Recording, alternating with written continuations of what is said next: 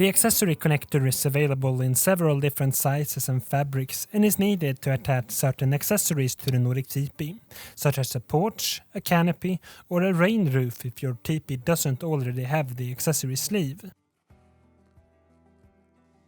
To install it, start by attaching the accessory connector to the top, around the band which holds the cap and the ventilator cap together.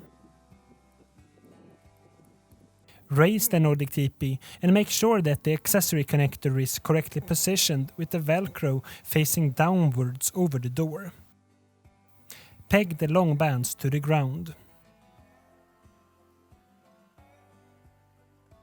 Tighten the bands, ensuring that the accessory connector is correctly and snugly positioned.